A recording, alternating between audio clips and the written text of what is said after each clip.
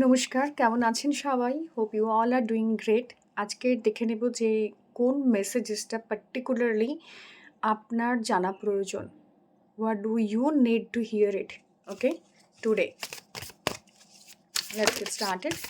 আজকের জন্য কি মেসেজ রয়েছে স্পিরিটের তরফ থেকে আপনার জন্য? Okay, pile number 1 and pile number 2। It's a timeless reading. So যেদিন থেকে আপনি দেখছেন সেদিনের জন্যই রিডিংটা অ্যাকচুয়ালি রেজোনেট করবে এবং it's a pick a pile reading.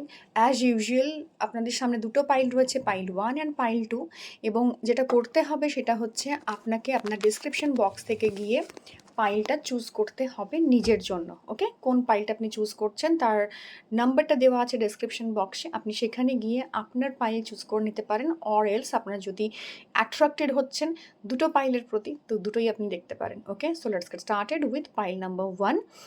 So pile number 1, আচ্ছা,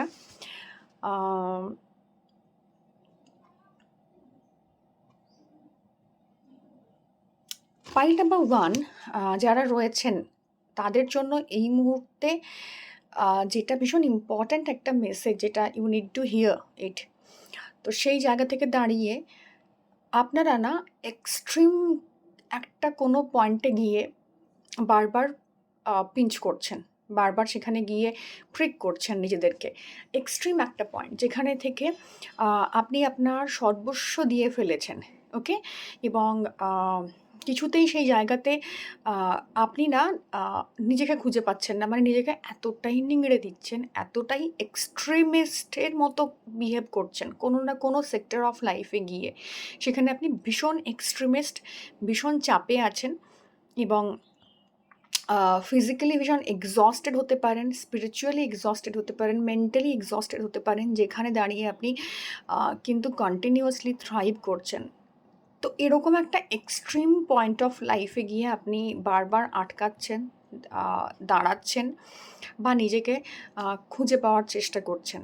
but the thing is that যে কার্ডিনাল, আপনার যে স্পিরিট গাইড, সে আপনাকে এটাই বলছে যে আপনার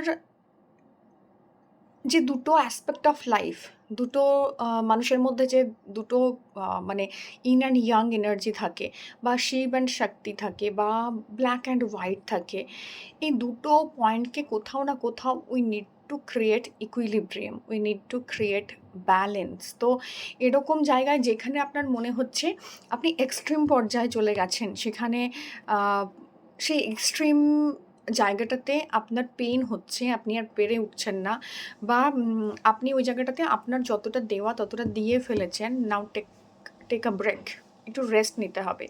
বিকজ যদি আপনি এরকম এক্সট্রিম পর্যায়ে থাকতে শুরু করেন, যে কোনো একটা জিনিস নিয়ে এক্সট্রিম পর্যায়ে কাজ করতে শুরু করেন, আস্তে আস্তে না আপনি সেই জায়গাটাতে নিজের ওপর নিজের কন্ট্রোল হারাবেন, নিজে আর নিজের জন্য কিছু করে উঠতে পারবেন না, এবং একটা সময় পর সেটা আপনার বিরক্তির কারণ হবে বা সেখান থেকে আপনার বেরিয়ে আসতে ইচ্ছে করবে।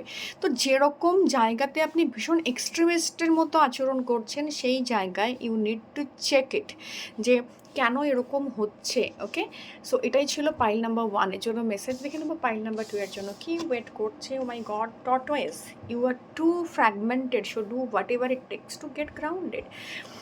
পাইল নাম্বার 2 যারা চুজ করেছেন তাদের জন্য একটাই কথা, যে ভীষণভাবে আপনি একটা হাইপার এনার্জিতে রয়েছেন। আপনি বা আপনারা যারা পাইল নাম্বার 2 চুজ করেছেন, they are in a very frustrated energy. ভীষণভাবে নিজের ভেতরের দ্বন্দ্বগুলো আপনাকে টুকরো টুকরো করে ফেলছে। সো কী করা যাবে, কী করা যাবে না, এটা করব কি করব না, ইয়েস অর নো, একটা সাধারণ ডিসিশনস মেকিংয়ের ক্ষেত্রে না you people are facing difficulties, যে এটা করব কি করব না, এবং ডিসিশন মেকিং করতে করতে এতটাই থকে যাচ্ছেন, সেটা যখন ইমপ্লিমেন্টেশন করতে হচ্ছে আপনি না আপনার মধ্যে একটা ক্লান্তি বা একটা জড়তা অনুভব করছেন। এটা কিন্তু কোনো ফিজিক্যাল ফ্যাটিগনেস নয়, এটা আপনার ডিসিশন মেকিংয়ের ফ্যাটিগনেস, আপনার সোল ফ্যাটিগ হয়ে গেছে।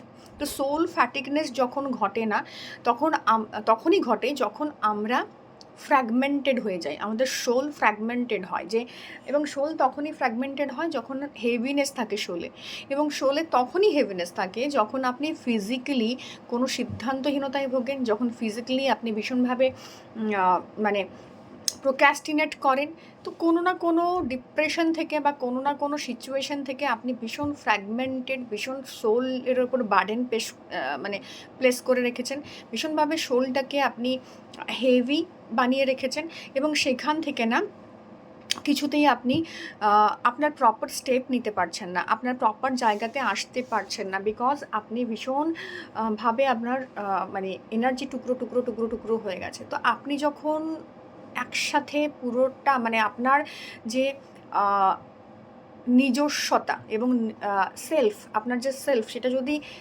মানে ছড়িয়ে থাকে, সেটাকে যদি আপনি কনসেন্ট্রেট না করতে পারেন, আপনার ফোকাসটাকে কনসেন্ট্রেট না করতে পারেন, আপনার কাজের জায়গায় পরিবেশটাকে কনসেন্ট্রেট না করতে পারেন, আপনি কিন্তু এরকম একটা সিচুয়েশন ফেস করবেন। তো যেখানে relationship, money, what ever it is, যেখানে আপনি প্রচণ্ডভাবে ফ্র্যাগমেন্টেড, প্রচণ্ডভাবে ছড়িয়ে আছেন, যাকে আমরা বাংলাতে বলি, সেরকম সিচুয়েশনে আপনারা রয়েছেন পাইল নাম্বার 2, এবং এই সিচুয়েশনে you need grounding, you need pause. Grounding in the sense যে যে কাজটা করছেন, যেখানে মনে হচ্ছে আমার সোল ফ্র্যাগমেন্টেড, আমার সোল ভীষণভাবে চাপে রয়েছে, আমি আর নিতে পারছি না, সেই মুহূর্তে টেক ইউর পজ, বিকজ এইটা ভীষণ ইম্পর্ট্যান্ট, যাতে করে আপনি আবার ব্যাং অন কাম ব্যাক করতে পারেন। তো একটু বাইরে যান, একটু গ্রাউন্ডেড থাকুন, একটু এক্সারসাইজ করুন, যোগা করুন, and everything will be sorted. তো দেখা হবে অন্য কোনো রিডিংয়ে। Till then, tata.